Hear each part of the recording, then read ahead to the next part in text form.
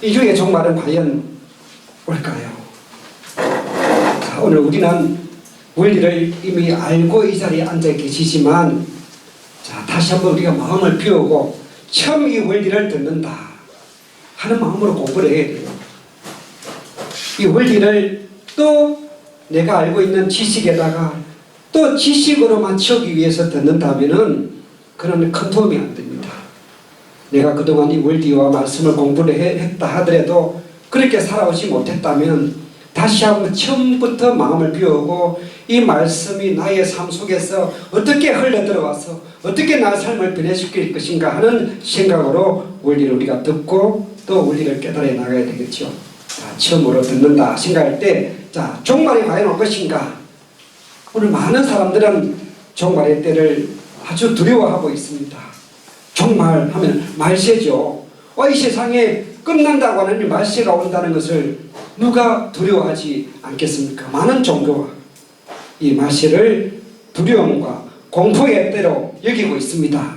그래서 노스트라다무스의 지구 종말에 관한 예언이라든지 마야 문명 지구 종말 예언, 또 뉴턴의 종말까지도 인터넷에 떠들고 있습니다만은 이런 예언들은 한결같이 이 세상이 완전히 망해지고 사라지거나 사람이 살 수 없는 천재지변이 일어나는 그런 종말로만 묘사하고 있다는 거예요.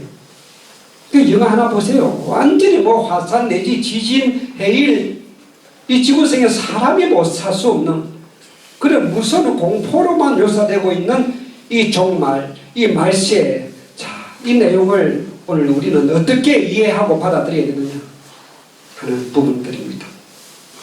불교에서도 말세에 관한 이야기를 많이 하고 있습니다. 어느 불교에서 설법을 보니까 정치가도 말세가 되면 훌륭한 관리를 내쫓고 서로 싸움만 한다. 서민들도 서로 믿지 못해서 눈에는 헛기비가 보이고 별것도 아닌데 툭하면 사람을 찔러 죽인다. 이런 게 말세라는 거예요. 자식이 애비를 죽이고 애비가 자식을 죽이고 동생이 하는 자들을 부추겨 악인이 나타나 부추겨주는 악인이 나타나 도덕이 황폐해지고 윤리가 파괴되는 이런 때를 말세라고 규정하고 있습니다. 자, 그러면은 이런 종교가 한결같이 두려움과 공포를 묘사되고 있는 이 말세에 성경도 역시 예외는 아니다는 거예요. 특별히 성경은 더 말세에 대한 내용들이 많이 기록되어 있습니다. 하늘과 말세가 되면 하늘과 땅이 완전히 멸하고 시하늘과 새 땅을 이룬다. 해와 달이 빛을 잃고 별들이 떨어진다. 죽은 자들이 다 무덤에서 살아난다. 공중에서 둥둥 올라가서 주님을 영접한다. 어느 한 가지라도 우리의 이성과 오늘 이 과학시대에 이해가 될 수 있는 납득이 되는 부분인가요? 아니에요. 그럼에도 불구하고 기록되어 있는 하나님의 말씀이기 때문에 기독교인들은 이 말씀을 곧대로 문자 그대로 받아들이고 있는 거예요. 무슨 백으로? 하나님은 전지전능하시니까 다 하신다는 거예요. 그렇게 맹목적인 믿음으로 이 말세에 관한 것도 그대로 일어날 것이라고 믿는 거예요. 그러니까 다 두려워하는 것이죠. 자, 그러면은 이것이 과연 성경의 문자 그대로 일어날 것인가? 이것도 성경의 많은 중요한 부분이 비유와 상징으로 기록되어 있는 것처럼 말세에 관한 것도 하나님이 엄밀하게 비유로 기록해 놓았느냐 하는 부분입니다. 이 문제를 해명하려면 그냥 우리가 어떤 머리가 좋아가지고 성경의 지식이 뛰어나서 해석할 수 있는 게 아닙니다.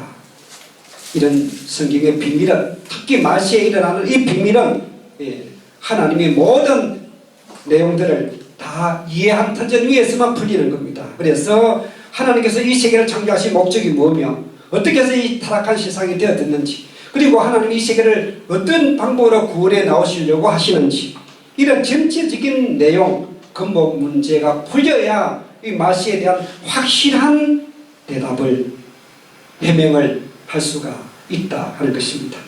자, 우리가 이미 창조 원리와 탄원에서 배웠지만 그 핵심을 한 번 더 짚어보도록 하겠습니다. 하나님께서 이 세계를 창조하신 목적의 완성, 그리고 인간의 타락에 대한 내용입니다. 자, 창세기 2장 17절에 하나님이 따먹으면 정령코 죽으리라고 하셨던 이 계명의 말씀을 인간 시조 아담과 헤아가 만일 아니지만 믿었더라면 결국은 그 당시에 하나님의 창조 이상의 세계가 이 땅에 이루어졌을 겁니다. 정말 악이 없는 선한 세계죠. 이 지상과 천상에 천국이 건설되었을 것입니다마는 아담과 해와가 이 말씀을 불신함으로 말미암아서 결국은 타락된 세계가 이루어졌고 하나님 자리에 사탄이 들어가서 사탄이 주어하는 사탄을 중심 삼은 그런 부부, 그런 자녀, 그런 죄악 세계가 이 땅에 이루어짐으로 말미암아서 지상과 천상에 지옥이 형성되고 말았다는 사실입니다. 하나님이 이 세계를 내버려 두지 아니하시고 반드시 구원해 나오신다 하는 것이 인류의 역사입니다. 자, 그러면 하나님이 원래 이루시고자 하셨던 창조 이상의 세계는 어떤 세계였을까요? 바로 3대 축복을 완성한 세계입니다. 창세기 1장 18절에 말씀한 내용이죠. 첫째 축복은 개성을 완성하라. 하나님 주임 삼고 마음과 몸이 하나가 되어서 온전한 한 개체가 되는 것입니다. 인격체가 되는 것이에요. 이런 개성을 완성한 인간은 하나님의 심정을 담고 신성을 그대로 상속받아가지고 하나님의 성전이 되고 하나님과 일체를 이루고 완성한 인간이 되는 것을 말하는 것입니다. 이런 인간이 되면 결국 하나님의 뜻을 알고 그 뜻대로 생활하기 때문에 하나님이 서러워하시는 범죄 행위를 할래야 할 수 없다는 겁니다. 하나님의 심정을 느끼고 하나님과 일체된 사람이 어떻게 하나님이 싫어하고 하나님이 서러워하는 범죄 행위를 할 수 있나요? 할 수 없는 겁니다. 자, 그러면 제일 축복은 뭐냐? 이처럼 개성을 완성한 하나님과 하나가 된 한 인간, 남자와 여자가 하나님의 허락과 축복하에 부부가 되고 여기서 태어난 자녀가 하나님을 닮은 선한 자녀가 되고 이런 자녀가 가정사회, 국가, 세계를 이루니 이 세계는 천국이요 하나님 아래 인류 한 가족이 이루어지는 세계를 말하는 것입니다. 하나님 이런 세계를 바라보시고 기뻐하시고자 하셨던 것이죠. 천국이라고 하는 것은 개성을 완성한 인간의 모습과 같습니다. 두뇌의 명령이 사지백체에 일사불란하게 전달되는 것처럼 하나님의 종적인 명령이 모든 인간들에게 그대로 전달되고 인간과 인간 사이의 유대관계가 긴밀하게 형성된 세계를 말합니다. 그러므로 하나님의 심정을 모든 인간들이 그대로 치유하기 때문에 이웃의 아픔이 바로 나의 아픔이 되고 이웃은 바로 나의 형제이기 때문에 형제를 괴롭히면서 부모가 서러워한다는 것을 알기 때문에 형제 간의 다툼과 분열이 일어날 수가 없는 겁니다. 그럼 제3축복은 어떤 세계냐? 바로 주관성을 완성하는 것을 말합니다. 하나님을 주관하고 우리 인간이 하나님의 뜻대로 만물을 사랑으로 주관하고 만물은 하나님께 기쁨을 우리 인간에게 기쁨을 돌리는 그런 이상의 세계를 말하는 것이죠.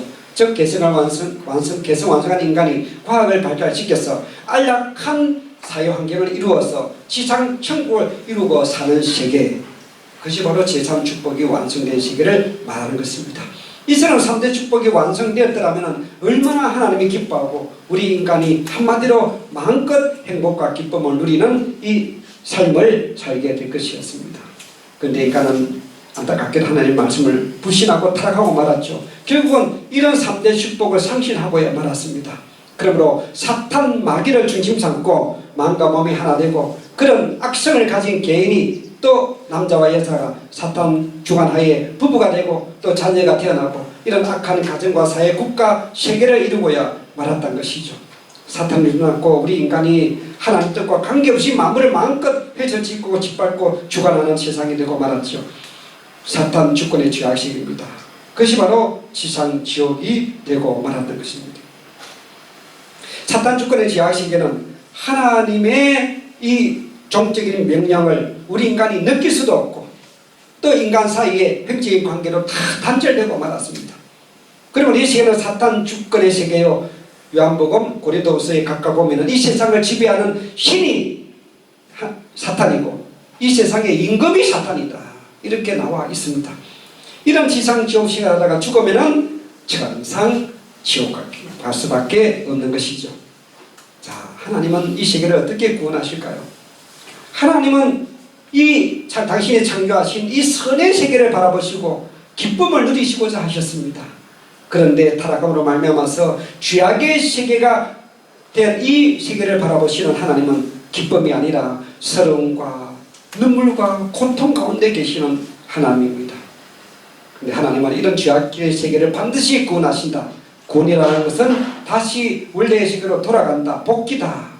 그래서 다시 원상 복귀해 나가시고자 하시는 것이 하나님의 소망이고 꿈인 것입니다. 창조 본연의 인간이 타락해서 타락한 인간으로 떨어진 것은 인간 자신의 잘못이고 과오입니다.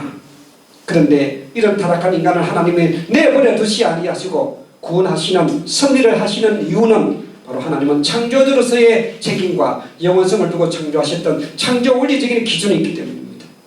이런 원칙과 기준이 있기 때문에 이 타락된 세계를 쓸어버리지 아니하시고 반드시 복귀하시고 구원해 나오시는 하나님입니다. 우리가 부모가 내 자식을 참 부모가 이렇게 키워서 잘 성장시키고 있는데 이 부모 말을 안 듣고 그냥 망나니가 돼가지고 나쁜 짓 하다가 감옥에 수감돼가지고 뭐 사형 선고를 받았다. 그럼 부모가 어때요? 내 말 안 듣더니 꼴 좋다 그러나요? 아닙니다. 그래도 내 배에서 태어났고 내가 낳았으니까 이 모든 것은 부모 책임이라고 또 느끼는 게 부모 마음입니다. 그래서 벽방으로 자기 아들을 구해주려고 내려쓰는 것처럼 하나님도 부모로서 당신이 창조하셨던 그런 원리적인 기준이 있기 때문에 이 타락한 인간을 내버리지 아니하시고 그래도 구원의 손길로 지금까지 헤매오신 하나님이다 하는 것입니다. 이런 입장에서 말세의 한때를 맞이하게 되는데 말세라고 하는 것은 사탄 주권하에 이 죄악 세계가 하나님이 보내신 메시아 강림을 지난주에 해서 하나님의 주권의 창조 이상 세계로 교체되는 그때를 말세라고 하는 것입니다. 그러므로 말세는 지상지옥이 지상천국으로 chuyển換되는 때입니다. 오늘날 기독교인들이 믿고 있는 것처럼 이 말세가 천변지기가 일어나는 공포의 때가 절대 아닙니다. 그것은 모든 인류의 소망이 성취되는 기쁨의 한 날이 되는 것입니다. 이것이 우리 통일원리에서 말하는 말세의 관입니다. 공포와 두려움이 아니에요. 하나님의 소망, 인류의 소망이 실현되는 그 한때가 말세다 하는 것입니다. 그러므로 하나님은 이 지악세계를 청산하고 창조 본연의 세계로 만드시기 위한 그 하나님의 섭리를 지금까지 해 나오셨는데 그때마다 인간이 그 책임 분담을 완수하지 못함으로 말미암아서 성경에는 말세가 여러 번 반복되어 나온 이유가 바로 여기에 있다 하는 것입니다. 성경에 보면은 이 아담으로부터 1600년 지난 다음에 하나님이 노아를 찾으시어서 창세기 6장 13절에 홍수 심판을 통해서 이 타락세계를 멸하고 이상세계를 복귀하려 하셨습니다. 노아 때가 말세였죠. 그런데 노아의 둘째 아들 함의 실수로 말미암아서 이런 하나님의 뜻이 이루어지지 못하고 다시 예수님 때로 연장되어졌습니다. 예수님은 역시 4,000년 만에 이 죄악세계를 멸하고 이상세계를 복귀하려 오셨지만 예수님이 유대민족의 무지와 불신으로 십자가에 돌아가시고 말았습니다.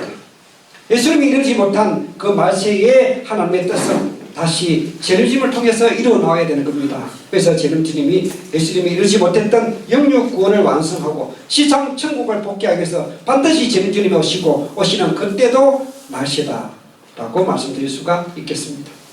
자, 그러면은 이 말세의 징조에 관한 선구를 이제 해명해야 되겠습니다. 대부분의 기독교 신도들은 이 성경을 근거로 말세는 문자 그대로 천변지기가 일어나서 이 세상이 완전히 망가뜨려지고 이 세상이 완전히 천재지변이 일어나는 그런 때가 올 것이라고 믿고 있습니다만은 하나님의 인류 역사는 복귀선의 역사다. 다시 원래의 세계로 돌아가는 것이 하나님의 섭리의 역사인 것을 안다면 이런 세계가 이런 현상이 일어날 수가 없다는 거예요. 그러면은 성서에 기록된 이 말세의 여러 가지 징조는 무엇을 상징하는 것일까요? 그것을 하나하나 풀어보도록 하겠습니다. 성경의 많은 부분이 말세가 되면 하늘과 땅을 멸하고 새 하늘과 새 땅을 이루겠다라고 기록되어 있습니다. 이것이 문자 그대로 하늘과 땅을 완전히 멸해버리고 하나님은 진지전능하시니까 또 새로운 하늘과 땅을 만들겠다는 말이냐? 아닙니다. 성경에 보면은 전도서 1장 4절에 한 시대는 가고 한 시대는 오되 땅은 영원히 있다. 10편 78편 69절에 보면은 그 성소를 산에 높음같이 영원히 두신 땅같이 지었다. 하나님은 이 땅을 영원히 두신 겁니다. 한번 창조하면은 영원히 이 우주가 돌아가는 겁니다. 이 우주를 다 쓸어버리고 다시 또 만드시겠다고요? 아닙니다. 그러면은 하늘과 땅을 멸한다는 것은 과연 무엇이냐? 그것은 우리 눈에 보이는 현상적으로 눈에 보이는 이 하늘과 땅을 멸한다는 것이 아니라 이 하늘과 땅을 지배하고 있는 사탄 주권을 멸한다는 거예요. 한국이 멸망당했다. 한국의 땅이 사라진 것이 아니라 한국의 주권이 사라져버리고 일본의 주권이 씌워진 것을 말하는 것이죠. 그래서 우리 한국이 다시 씌워진 것은 일본의 주권으로부터 한국의 주권으로 교차된 것을 말하는 것입니다. 마찬가지로 하늘과 땅을 멸한다는 것은 지금까지 지배하고 있는 하늘과 땅을 지배하고 있는 사탄 주권을 멸하고 시하늘과 새 땅을 채운다는 것은 하나님의 주권 하에 새로운 천지 하늘과 땅을 복귀하겠다라는 하나님의 강력한 의지가 이런 말세에 대한 징조로서 기록되어 있다 하는 것입니다. 두 번째, 하늘과 땅을 불러서 심판한다. 오늘 기독교인들이 가장 많이 이 부심판에 대한 이야기를 꺼내고 있습니다. 이 땅이 완전히 불러서 심판할 거다. 불불 끓는 불가마가 될 것이야. 온몸이 지글지글 불에 탄다. 생각해도 끔찍한 일이 아닙니까?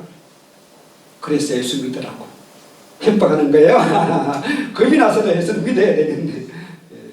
자, 예수 믿는 사람만 구원받아가지고 믿지 않는 사람은 불에 타서 아우성 치는 것을 하나님 보기에 기뻐할까요?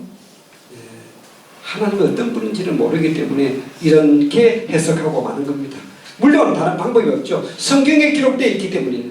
성경에 말세가 하늘에서는 하늘의 불에 타서 부러지고 체질이 뜨거운 불에 녹아진다. 말세가 세상을 불러서 심판한다. 이런 내용들이 기록되어 있기 때문에 어쩔 수 없죠. 예. 어떤 뜻인지를 모르기 때문에 문자 그대로 받아들이지 않을 수가 없는 것입니다. 예수님 때도 불러서 심판하겠다고 분명히 말라기에 예언되어 있기 때문입니다. 또 누가복음 12장 49절에 보면 예수님이 불을 단지로 이 땅에 던지러 왔다. 진짜 불을 던지러 다녔다면 문자 그대로 예수님은 그 당시에 요즘 말로 방화범으로 붙잡혀야 되고 곳곳마다 불타는 내용들이 성경에 기록되어 있는데 불을 던지는데 나타난 현상은 한 개도 기록되지 않았어요. 예.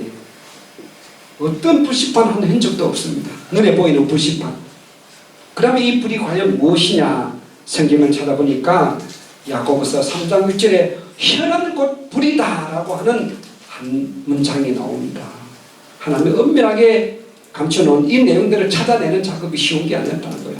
현한 곧 불이다. 이 말은 뭡니까? 결국은 불심판은 혈심판이고 혈로서 하는 것이 여러 가지가 있지만 가장 중요한 기능은 말씀을 전하는 겁니다. 그래서 말씀으로 심판한다 이 말. 자, 그러면 이거 말고는 없을까요? 성경을 찾아보니까 많은 부분들이 있어요.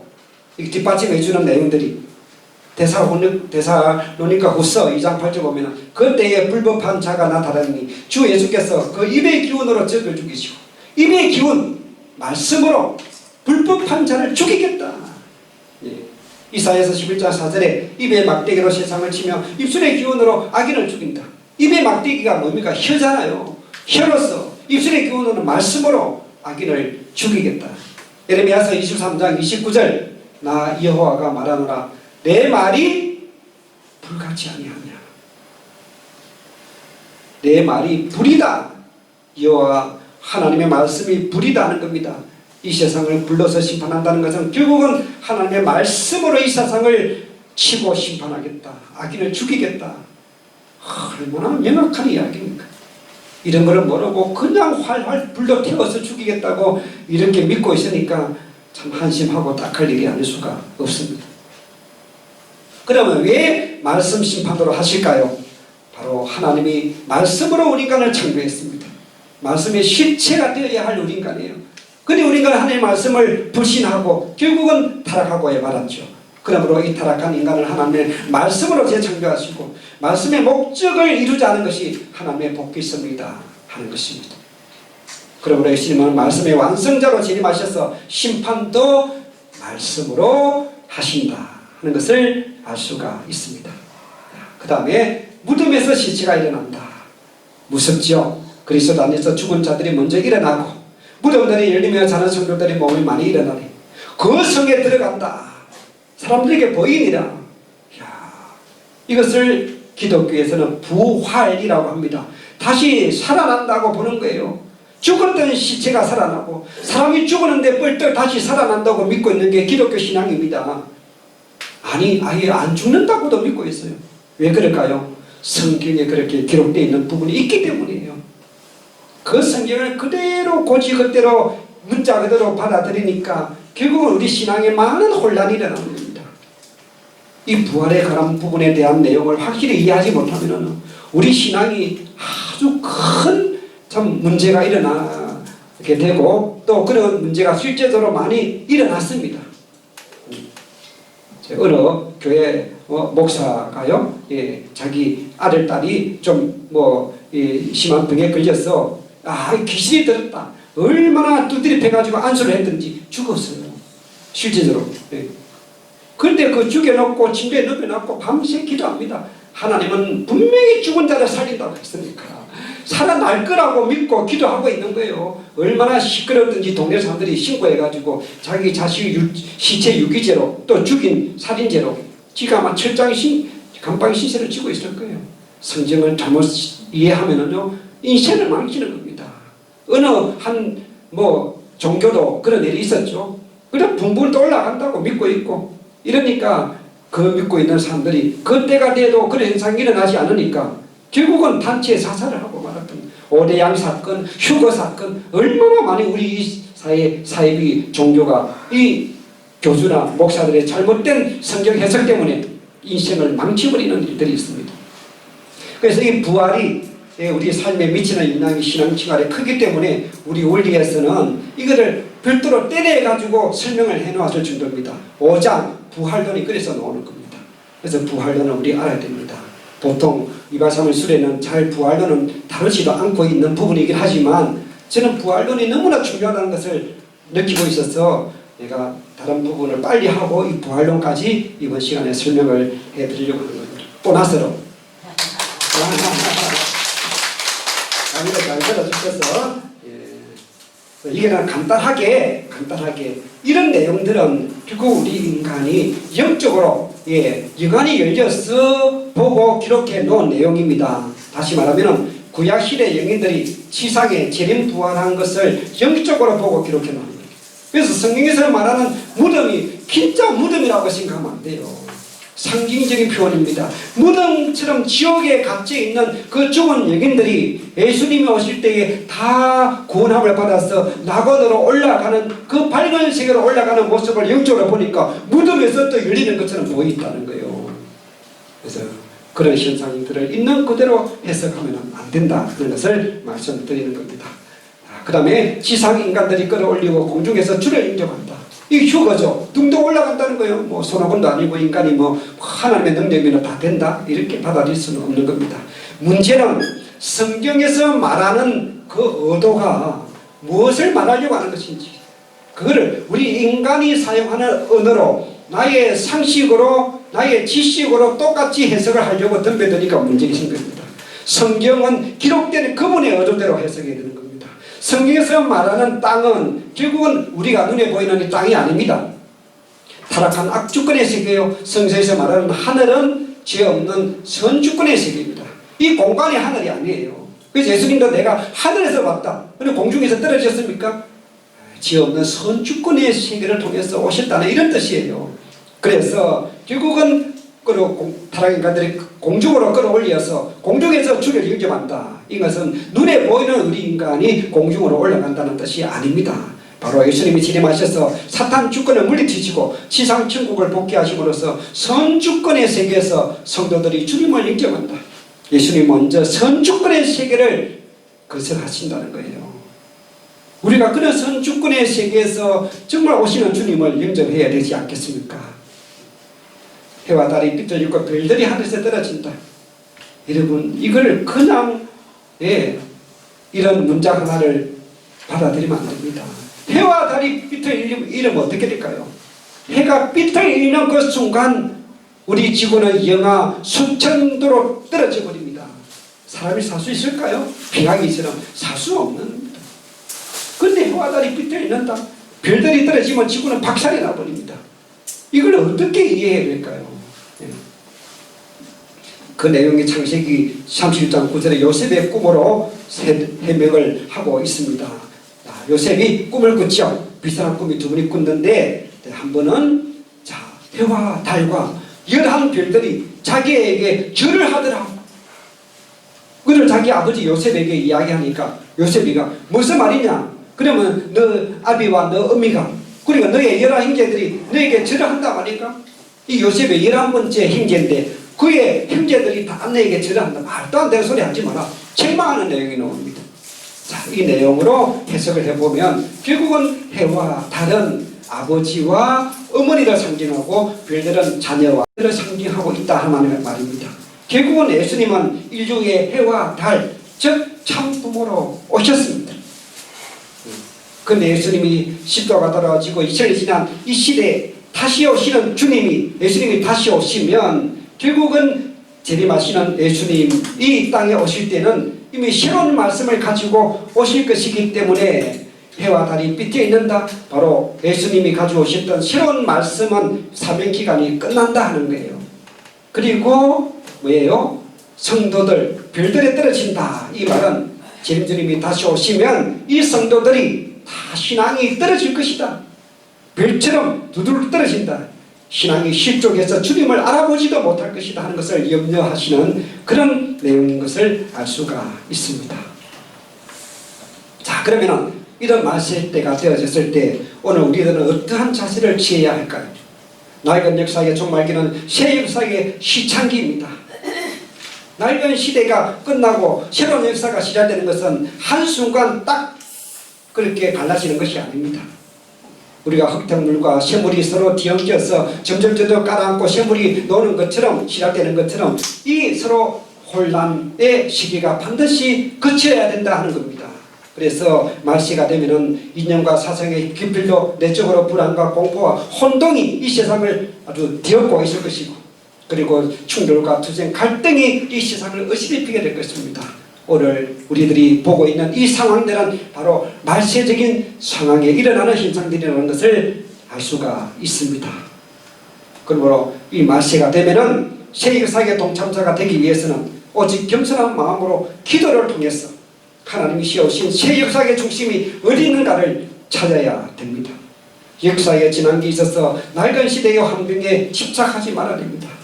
소위 선입관, 고정관념 때문에 새로운 시대, 새로운 말씀, 새로운 중심을 우리가 발견하지 못할 때가 많습니다.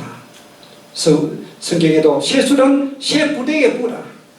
낡은 관념으로 새 시대를 바라볼 수가 없는 것입니다. 소용돌이가 확 치는데 그냥 거기에 어울려서 휩쓸려 가버리면 끝나버립니다. 그 중심을 붙잡아야 살아남을 수가 있는 것이죠. 오직 마음에 느껴지는 신령을 따라 새 시대의 승리를 따라가야 새 시대의 중심과 더불어서 새로운 시대를 맞이할 수가 있다 하는 것입니다. 자, 몇 분 만에 끝났죠? 20분 만에 한 장이 끝났습니다. 이제 제4장 메시아 강림과 그 재림의 목적에 대한 내용을 설명하도록 하겠습니다. 이것도 포인트만 설명하겠습니다. 메시아라고 하는 말은 히브리 말로서 왕, 기름 부음을 받은 자. 옛날에 왕은 선지자가 기름을 머리에 부어줬어요. 그래서 그 왕은 오늘날처럼 이런 어떤 정치적인 의미에서의 왕이 아닙니다. 그 나라를 잘 다스리는 통치자요, 선지자요, 예언자요, 지도자로서의 왕을 의미하는 겁니다. 이런 왕, 이런 메시아가 세상을 구원해야 될 구세주로서 반드시 오셔서 우리나라를 지켜주신다. 나쁜 이 압제의 손으로부터 해방시켜 주신다. 이런 믿음을 이스라엘 민족이 가지고 있었습니다. 그것이 이스라엘의 메시아 사상이라고 하는 것입니다. 이런 메시아 구세주로 오셨던 분이 바로 2000년에 오셨던 예수님이었습니다. 그리스도들은 헬라어로서 구세주 메시아와 같은 의미입니다. 그런 메시아 구세주로 오신 이 예수님이 비로소 이 세상에 오셔서 이런 하나님의 뜻을 이루어나가게 되는 것이죠.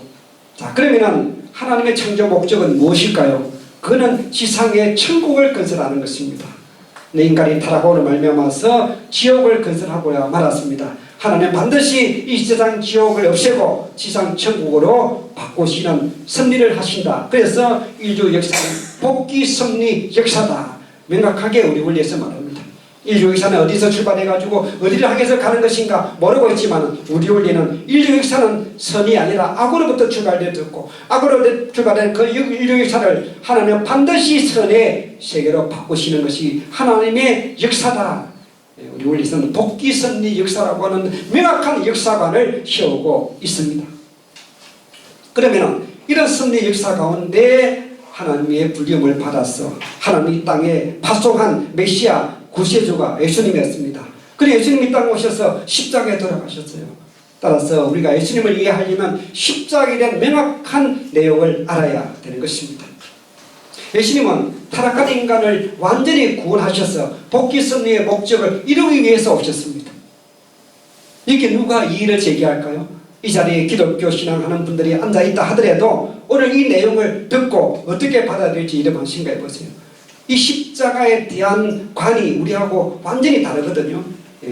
자, 그러면 기독교인들이 이 내용을 어떻게 받아들일까 하는 마음 가지고 여러분 한번 들어볼 필요가 있습니다. 과연 이런 내용들을 부정할 수 있을까요? 예수님 오실 목적이 뭐예요? 예수님은 메시아 구세주로 오셨다. 하나님의 뜻을 이 땅에 이루시기 위해서 오셨다. 하나님의 뜻은 뭐냐? 이 땅에 천국을 건설하는 것이다. 이거 어김없는 사실입니다. 그래서 타락한 인간을 완전히 구원해서 하나님의 복귀 섭리의 목적을 이루기 위해서였고 하나님의 뜻은 이 땅에 천국을 건설하는 것이다. 그래서 마태복음 5장 48절에 완전한 인간이 되어라. 천국인을 만들기 위해서 예수님이 이 땅에 오셨습니다. 우리 한 사람 한 사람이 하나님의 아들로 딸로. 자, 그렇게 오신 예수님께서 십자가에 돌아가셨습니다. 과연 예수님의 십자가 죽음으로 하나님의 구원 섭리가 완성되어졌느냐 하는 질문을 던지지 않을 수가 없습니다.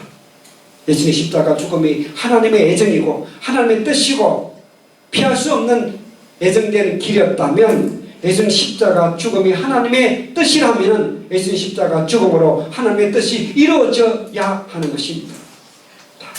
다시 말해서 타락한 인간이 예수님 십자가 죽음으로 말미암아서 결국은 이 지상에 천국을 이루어졌고 천국이 이루어졌고 모든 성도들이 창조 본성을 복귀했느냐? 예수님이 땅에 오신 목적대로 십자가 돌아가셨더라면 결국은 십자가 돌아가심과 동시에 이런 내용들이 이루어져 있어야 하는 것입니다. 결국은 하나님과 일체의 불가분의 생활을 한 사람도 없고 속죄나 기도 신앙생활 필요 없는 성도들도 없습니다. 잘 믿는 부모도 원죄를 가진 자식을 유둔할 수밖에 없는 것이죠. 어떤 사람이라도 십자가 속죄로 말미암아서 원죄를 완전히 청산하지 못하고 창조 본성을 완전히 복귀하지 못합니다. 들어가서 예수님이 땅에 오신 목적을 다 이루지 못했기 때문에 그 뜻을 완성하기 위해서 재림하실 것을 약속하셨던 것입니다. 자, 그러면 이 십자가는 과연 무엇을 의미하는 것일까요? 예수님은 과연 십자가 죽어기를 가시기 위해서 오시느냐? 아니면 십자가는 무엇을 의미하는 것이냐? 오늘 기독교인들은 오로지 십자가입니다. 기독교 모든 찬송이나 설교나 오로지 십자가입니다. 예수님의 십자가 피 흘린 그 피의 보혈로 그의 대속으로 우리 인간이 용서함을 받고 구원함을 받았다고 믿고 있는 게 기독교 신앙의 핵심이 아니겠습니까? 자, 근데 우리 원리에서는 그렇게 보지 않고 있습니다. 예수님의 십자가 죽음이 하나님의 예정인지 자, 세 가지로 나누어서 설명하겠습니다. 첫째, 사도들의 언행으로 보았습니다. 사도행전 7장 52절에서 53절 보면 사도들이 한결같이 예수님의 죽음을 억울하게 여김으로써 붕괴하고 서러워했다고 나와 있습니다. 또한 예수님을 십자가에 못 박아 처형시킨 유대인들의 무지와 불신을 통분하게 여겼으며 그들의 행위를 폐역무도하는 것이라고 저주하고 있습니다. 그 당시에 예수님을 믿고 모셨던 사도들의 한결같은 정념들이 이렇다면 예수님 십자가 죽음이 하나님의 예정이 아니다 하는 것을 알 수가 있습니다. 두 번째, 하나님의 섭리로 보았어. 하나님은 아브라함의 후손 가운데서 이스라엘 선민을 택하셨습니다. 그들에게 많은 선지자들을 보내주셔서 장차 메시아를 보내실 것을 굳게 약속하셨습니다. 들어가서 성막과 성전을 짓게 하심으로써 메시아를 맞을 준비를 하셨고 예수님이 탄생하실 그 무렵에 동방박사 시몬 안나 시대 요한들을 보내서 메시아의 탄생과 희년을 널리 증거하셨습니다. 동방박사 하나만 보더라도 그 당시 그 나라에 이름 있는 박사입니다. 예, 얼마나 유명한지. 요즘 뭐 우리 한국의 최고의 뭐 예언자 선지자가 뭐 한국에는 그런 사람 없지만 뭐 점쟁이는 있다고 하지만 얼마나 유명한지 동방박사라고 이름을 붙였고, 별을 보고 그 먼 거리에 떨어진 베들레헴 말구유에 태어난 예수님 있는 곳까지 찾아왔다? 맨날 며칠을 걸렸어? 그게 보통 예언가가 아니죠. 그것이 그 이스라엘 동네에 자자하게 소문이 나버렸으니까 이스라엘 유대 땅에 왕이, 장차가 왕이 될 분이 나타났다고 소문이 나는 거예요. 그 나라 왕이 보니까 기분 나쁘죠. 누가 감히 왕이냐, 내가 왕인데. 그래도 속을 숨기고 동방박사들에게 왕궁으로 불러가지고 나도 그 왕에게 경배를 해야 될 거니까 그 왕이 태어난 것을 발견하면 나에게 꼭 알려주시오라고 했습니다. 근데 동방박사가 가서 예수님께 참 경배를 드리고 그 몰약, 유황 그들의 예물을 바쳤습니다. 요즘 말로 억대가 넘는 그 예물들이라고 그래요. 그러니까 동방박사의 전 재산을 예물로 준비해가지고 예수님께 바쳤다는 거 아니겠습니까? 그래가지고 다시 돌아가려고 하니까 천사가 왕궁에 가서 이야기하지 말고 피난하라. 돌아서 고향에 가라. 그래서 돌아서 바싹 원래 고향에 가버렸어요. 왕이 기다리니까 안 오니까 명령을 내렸죠. 2살 이하의 모든 아기들을 다 죽여라. 그런 일들이 일어난 겁니다. 천사가 예수님 마리아 요셉에게 빨리 피난하라 해가지고 옆에 이집트로 피난했다가 정권이 바뀌고 나서 다시 돌아왔다는 이야기가 있습니다. 아무튼 예수님의 탄생 당시에 일어난 이런 놀라운 사실들을 보더라도 하나님이 이렇게 준비를 했습니다. 왜 준비시켰나요? 이스라엘 민족으로 하여금 예수님을 메시아로 잘 믿도록 준비했는데 십자가에 잘 잡아 죽이라고 이런 준비를 하신 것이 아니다는 겁니다. 이런 하나님의 섭리로 봐서도 예수님 십자가 죽음은 하나님의 예정이 아닙니다. 온당치 않는 죽음의 길을 갔다는 것을 알 수가 있는 것이에요. 세 번째, 예수님의 자신의 은혜를 보자. 예수님은 유대인들 하여금 자기를 메시아로 믿을 수 있도록 말씀하시고 그렇게 행동으로 보여주셨습니다. 요한복음 6장 29절에 예수님의 제자가 예수님께 여쭙습니다.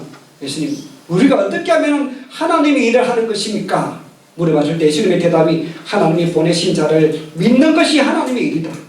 하나님이 보내신 자를 십자가에 잡아 죽이는 것이 하나님의 일이 아니라 잘 믿어라. 하나님이 보내신 자를 믿는 사람이 누가 죽이겠느냐는 거예요. 마태복음 23장 30절에 예수님이 안타까운 나머지 그렇게 예수님이 이스라엘 민족에게 다가가려고 해도 돌팔매 거부하고 예수님을 조롱하고 핍박하자 예수님이 안타까웠어. 에루살렘아 암탉이 그 새끼를 날개 아래 품으려 한 것이 내가 너희들을 품으려 한 일이 몇 번이느냐. 그러나 너희가 내게 오기를 원치 아니하는도다. 이스라엘 민족의 완고와 불신을 한탄하신 말씀입니다. 자기를 위하여 증거하고 있는 성경을 보면서도 믿지 못하는 유대인들의 무지를 책망한 내용이 또 나오는 겁니다. 이렇게 유대 민족은 예수님을 메시아로 받아들이지 못했다는 거예요. 얼마나 많은 핍박과 조롱을 일삼았으면 예수님이 그렇게 말로 통하지 않으니까 이제 많은 이적과 기사를 행하기 시작합니다. 이적과 기사를 예수님이 처음부터 하지 않았어요.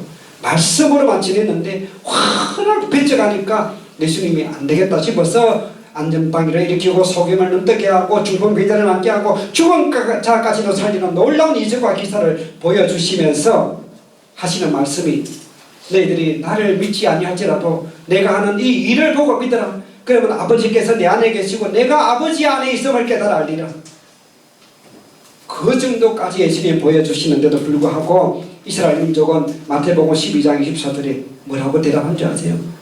저는 저 속에 바알세불이 접한 자야. 귀신의 왕이 접했으니까 저런 일들을 하지.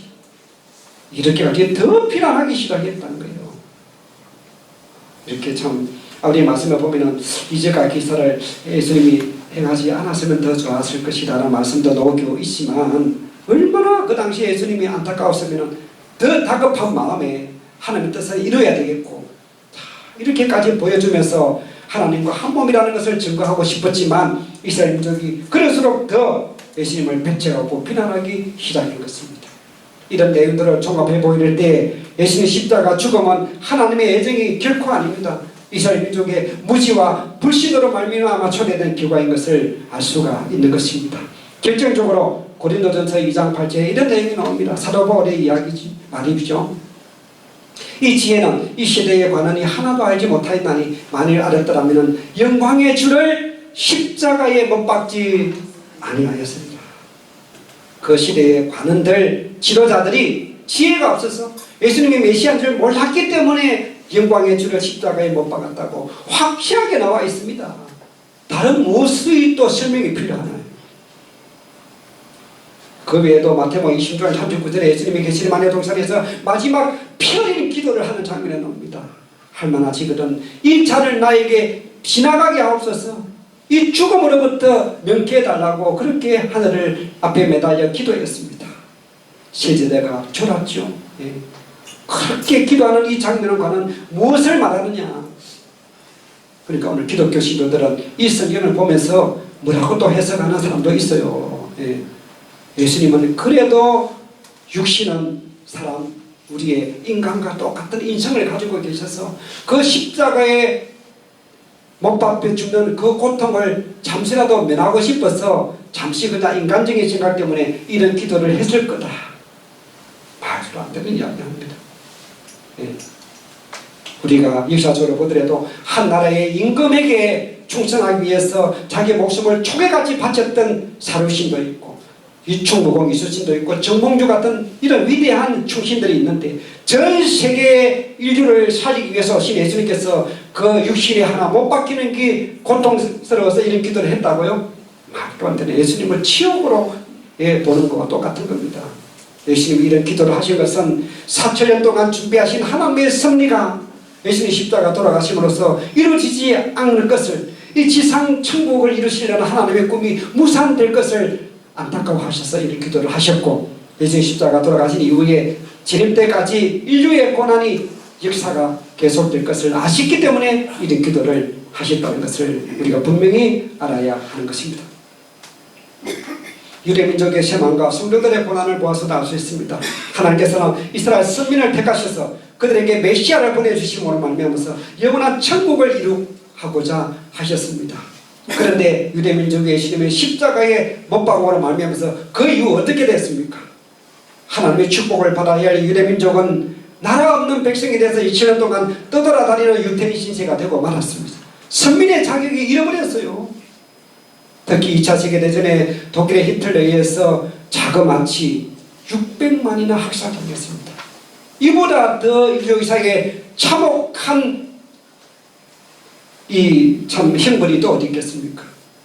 이것은 예수님을 십자가에 못 박았던 그 벌입니다. 벌. 얼마나 비참하게 죽어갔어요. 기록에 가면 그 유럽의 각 나라에 흩어져 있는 유태인들 그를 히틀러가 끝까지 찾아가서 다 찾아내가지고 죽였는데 어느 한 나라에는 유태인들의 90%가 죽었다고 나와요. 신을 말린 거예요. 유태인이. 왜 이렇게 불쌍한 민족이 되고 말았습니까? 메시아를 모시지 못했던 그 벌입니다. 오직하면은 하나님의 예수님의 십자가 돌아가 정다는 그 장면이 차마 볼 수가 없어서 3시간의 어둠이 있었다라고 성경에 기록되어 있습니다.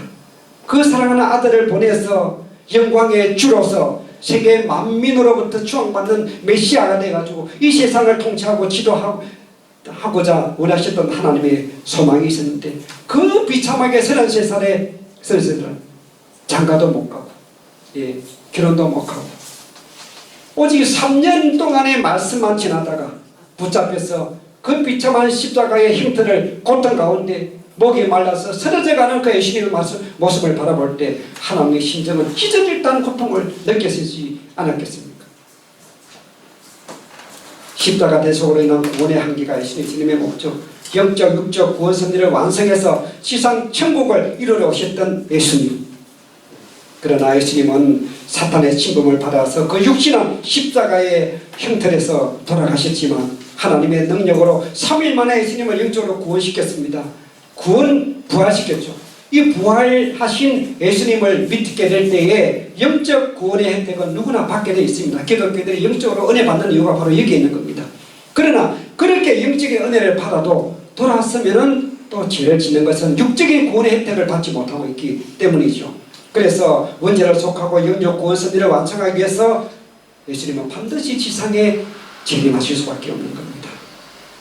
오늘 기독교인들은 통일교에 십자가 달지 않는다고, 십자가도 없는 교회가 무슨 교회냐, 그런 이야기를 하고 있습니다. 여러분, 십자가가 무엇입니까? 예수님이 사회의 질서를 무장하고 군대타를 일으킬 사람이라고 그렇게 해가지고 결국은 이 세상을 선동한다는 그 범죄로 말미암아서 붙잡혀가지고 사형을 당한 사형틀입니다. 오른쪽 왼쪽 강조도 다 십자가에 죽었어요. 사형 방법이 십자가입니다. 만일 오늘 같은 이 시대에 태어나셔서 만일 사형을 당했다 그러면 뭐 교수형인가요? 그러면 오늘 모든 교회에 밧줄을 달아놔야 되는 거거든요. 밧줄. 고기 굴대에 밧줄을 달아놨든지 뭐 총을 달아놨든지. 왜 십자가는 하나님의 아들이기 때문에 특별히 고안해서 만드는 사형틀이 아닙니다. 그 당시에 사형의 방법이 십자가는 거예요. 예를 들어서 우리가 어느 가정에 참 정말 7대 독자가 그 가정의 모든 소망을 함께 안고 자라나고 있었는데 밖에서 놀다가 어떻게 하다가 노란 소년차에 받쳐서 죽었다고 칩시다. 예를 들어서 그 가족 가문 모두의 비통한 심정은 말할 것도 없을 겁니다. 아무리 세월이 흘러도 노란 소년차만 바라보면 가슴이 철렁하고 죽은 그 아들 생각이 나지 않겠습니까? 마찬가지예요.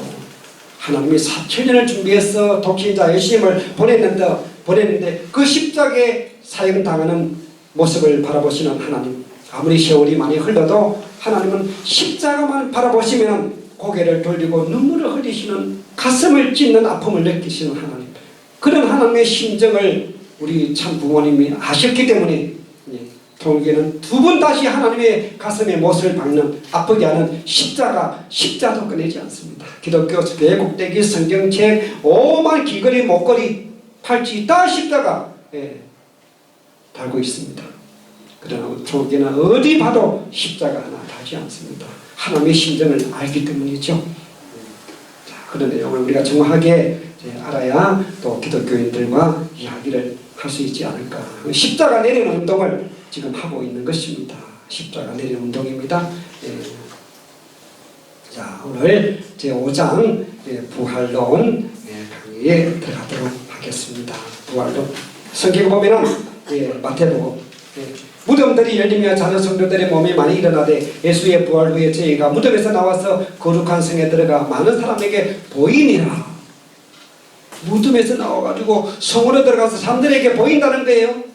주께서 호령과 천사장의 소리로 하나님의 나팔로 친히 하늘로 쫓아 강림하시리니 그리스도 안에서 죽은 자들이 먼저 일어나고, 이것이 실제적으로 그대로 일어난다고 믿고 있는 것이 기독교 신앙입니다. 만일 실제로 일어나면 어떻게 될까요? 오늘 밤에 갑자기 우리 조상이 묻어있는 그 무덤이 서 열려가지고 우리 조상이 우리에게 밤에 나타나면 생각만 해도 끔찍하죠? 시어머니가 나타나서 같이 살자.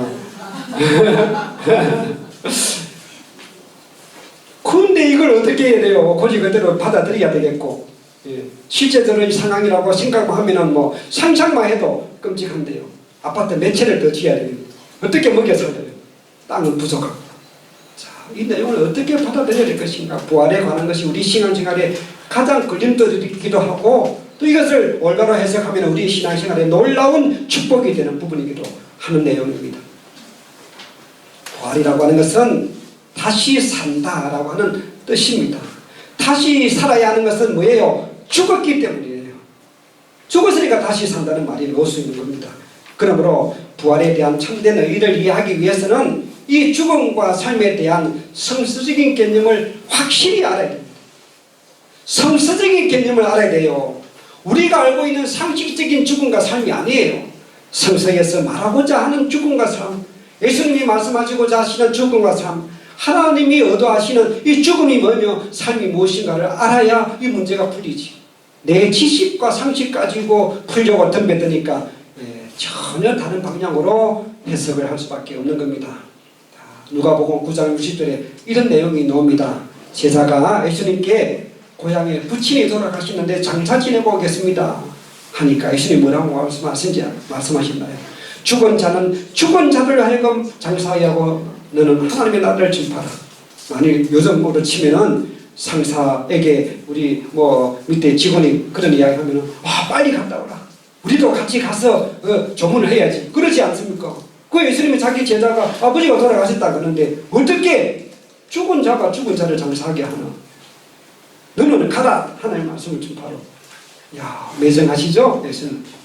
성경의 원문 그대로 보면은 죽은 자들로 하여금 그들의 죽은 자를 장사하게 하고 이렇게 나와 있지만 그 내용을 문장만 약간 바뀌어주고 똑같은 내용입니다. 죽은 자는 죽은 자들과 하여금 장사하게 하라.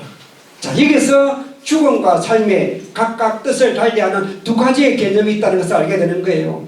여기서 말하는 이 첫 번째 죽은 자, 이 죽은 자는 누구예요? 이 죽은 자는 누구죠? 예수님 제자의 부친, 그죠? 이미 죽은 그 죽은 자를 말하는 겁니다. 우리가 봐도 문맥상으로. 자, 그래서 이런 죽은 자는 결국 육신의 목숨이 끊어진 죽은 자요. 이 죽음에 대한 삶은 생리적인 기능이 유지되고 있는 것. 다시 말해서 숨이 넘어갔느냐 안 넘어갔느냐 우리가 알고 있는 죽음과 삶에 대한 그 의미의 이 죽은 자입니다. 그런데 두 번째 또 죽은 자들이라고 해놨어요. 예수님이. 이건 또 무슨 말이죠? 살아있어. 예수님 그 제자의 부친을 죽은 부친을 장사 지내야 할 살아있는 가족과 친척 동네 사람들인데도 불구하고 왜 예수님은 그 사람들을 죽은 자들이라고 했을까요? 이게 이제 실마리를 푸는 열쇠가 여기에 있는 겁니다.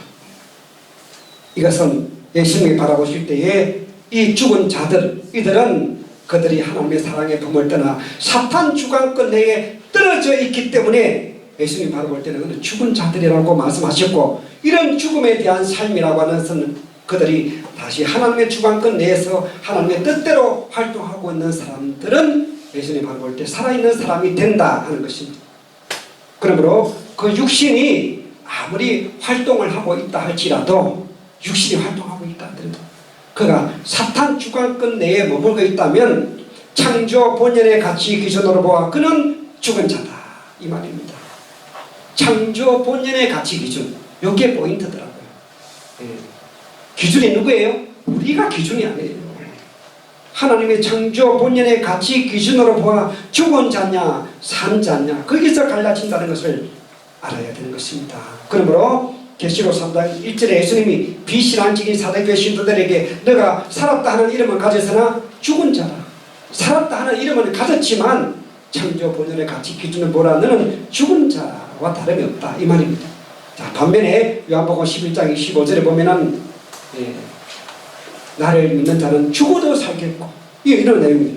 나를 믿는 자는 죽어도 살겠고 그러니까 사람이 죽었다가 산다고 하는 내용들이 바로 이런 성경을 근거로 해서 그렇게 믿고 있는 겁니다. 이 말은 살아서 예수님을 믿는 자는 그의 육신이 죽어도 그의 영인체는 영원히 살 것이기 때문에 육신은 죽어도 영인체는 살아있다 이 말이에요. 죽어도 영인체는 그대로 살겠고 이 말이에요. 이런 내용을 우리가 분명히 알 수 있는 것입니다. 자, 그러면은 우리가 여기서 한번 또 짚어봐야 할 내용이 있습니다. 타락으로 인한 죽음.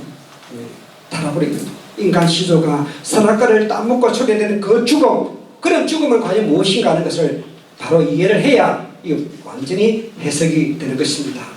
여러분 창조 원리에 의하면 하나님은 우리 인간의 육신은 흙으로 돌아가니까 때가 되면 흙으로 돌아갑니다. 육신이 노쇠하면 벗어버리고 결국은 흙으로 돌아간다는 거예요. 이게 창조 원리가 그렇게 되는 거예요.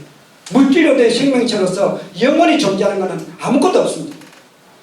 다만 우리 인간은 그의 영일체만이 무형세계에 가서 영생하도록 되어 있다는 사실입니다. 이것을 알아야 됩니다. 그렇기 때문에 이 타락으로 인한 죽음, 즉 인간 시조가 선악과를 따먹고 초래되는 그 죽음이죠. 선악과를 따먹는 날에는 정령코 죽으리라. 아람이 양은 선악과를 따먹었어요. 그러면은 따먹는 그날 정령코 죽으리라 했는데 왜 안 죽었어요? 이게 지금 기독교인들 풀 수 없어요. 하나님이 봐주신 거예요. 하나님 마음이 좋아서 봐주신 거예요. 스스로 말씀하신 그 말씀을 어기고 분명히 죽으리라고 했는데도 육신생활을 930살까지 살면서 자손들을 번식함으로써 타락한 인류 사회를 이루어 놓고야 말았습니다. 인류 시조가 선악과를 따먹고 초래된 그 죽음은 육신의 죽음이 아닙니다. 타락으로 인한 죽음은 육신의 목숨이 끊어지는 죽음이 아니라 하나님의 선주관권에서 사탄의 악주관권으로 떨어지는 죽음을 말하는 것입니다. 그들이 하나님의 말씀을 어기고 선악과를 따먹는 숙한 그들은 하나님의 바라보는 입장에서는 창조 본연의 가치 기준으로 보면은 죽은 자. 우리가 부모가 자식이 부모 말 듣지 않고 그냥 집을 뜯지만 나가지고 그냥 깡패를 하고 올리고 죄를 짓고 그럼 뭡니까? 내 자식은 이미 죽은 자식이다. 그런 이야기 하는 것과 마찬가지예요. 호적을 파내버리라. 우리 집에 저런 자식 없다. 하나님의 호적에서 이미 떨어져 나간 아담과 해하고 하나님 바라볼 적에는 이미 죽은 목숨과 다름없어요. 사탄과 단짝이 되어버린 아들, 딸이 어떻게 하나님의 내 아들, 딸이 할 수 있는 따먹는 날 너는 죽는다. 이런 하나님의 말씀의 뜻을 정확하게 우리가 이해를 해야 되는 것입니다. 그리고 성서에서도 요한 1서 3장 14절에 사랑치 아니하는 자는 사망에 관한다. 하나님의 실천하지 않는 자는 그는 사망 죽은 자다 이 말이에요. 죄의 삭은 사망이요 하나님의 은사는 영생이다. 육신의 생각은 사망이요 영의 생각은 생명과 평안이다. 그 말씀을 분명히 해주셨습니다.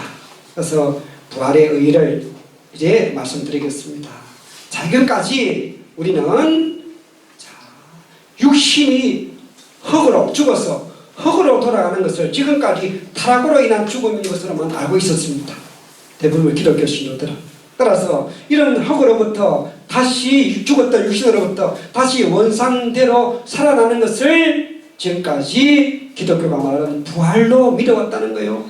다시 죽었던 시체가 다시 원상대로 살아나는 것입니다. 그러나 여러분 생각해 보세요. 다시 흙으로 돌아간 육신이 원상대로 살아날 수도 없을 뿐더러 그 아름다운 영계에 간 영인체가 왜 다시 육신을 쓰겠느냐는 거예요. 설 리가 없는 겁니다. 그러므로 이 부활이라고 하는 것은 인간 타락으로 말미암아 초래된 죽음, 즉 사탄 주관권 내에 떨어진 입장으로부터 하나님의 복귀 섭리에 의해서 하나님의 직접 주관권 내로 복귀되어 나아가는 과정적인 현상이 바로 부활입니다. 얼마나 우리 원리가 위대합니까? 이 부활에 대해서 수많은 사람들의 다양한 해석들이 있지만 이보다 더 명쾌한 내용이 있을까요? 타락으로 말미암아 초래된 죽음, 사탄 주관권 내에서 하나님의 복귀 섭리에 의해서 복귀 원리에 의해서 직접 주관권 내로 복귀되어 나아가는 과정적인 현상이다. 과정적인 현상입니다. 한순간 내가 또 완전히 부활되는 것이 아닙니다. 어제의 나보다 내가 죄를 회개하고 어제의 나보다 오늘의 내가 더 선하게 되었다면 그만큼 부활한 셈이 되는 것입니다. 그래서 오늘 우리는 끊임없이 사탄의 쇠사슬을 끊어내고 사탄의 품 안에서 한 걸음 한 걸음 하나님의 품 안으로 끊임없이 다른 박질해 나가는 과정이 바로 부활 자체입니다. 그래서 오늘 우리의 삶은 부활하는 삶이 되어져야 되는 겁니다. 부활하는 삶. 이 부활이 간단한 게 아니죠. 이 사탄의 소나기, 그 강한 소나기를 뿌리치고 하늘 앞으로 하늘의 품 안으로 달려가기 위해서는 얼마나 필사적인 몸부림이 됩니다. 필사적인. 적당하게 해가지고 사탄이 놔줄까요? 꽉 쥐고 있는 사탄이 안 놔줍니다. 필사적으로 몸부림쳐야 뿌리치고 하늘 앞으로 가지요. 그렇게 달려가야 되는 거 아닙니까? 우리의 인생길이 바로 그렇습니다. 그것을 적당하게 가다가 쉬다가 신앙길을 농땡이 부리다가 교회 갔다가 말다가 그래가지고 어떻게 하늘 품어들어 가요. 예. 어떤 사람은 가다가 그냥 다시 사탄 쪽으로 다시 돌아가는 사람이 있어요. 부활이 아니고 역부활이 역부활. 따라서 우리의 신앙길은 끊임없이 부활에 가는 신앙이 되야 된다. 이게 부활입니다. 이 부활하는 신앙이 얼마나 위대한 신앙인지 모릅니다. 부활의 길을 우리가 힘차게 달려가야 되겠습니다. 그러므로 요한복음 5장 14절에 내 말을 듣고 나 보내신 이들 믿는 자는 영생을 얻고 심판에 이르지 아니하느니 사망에서 생명으로 옮겼다. 사망에서 생명으로. 사탄 주관권, 사탄과 단짝이 되어 있는 것이 우리는 사망이고, 예수님 이름으로 사탄과의 관계를 끊어버리고 하나님의 품 안으로 가는 것이 뭐라고요? 부활이다. 부활이 나가는 우리의 삶이 되어져야 됩니다. 오늘 자기 자신을 신달해 보십시오. 과연 내가 지금 부활하는 신앙길을 걸어가고 있는지, 제대로 부활하고 있느냐는 거예요. 내 자신.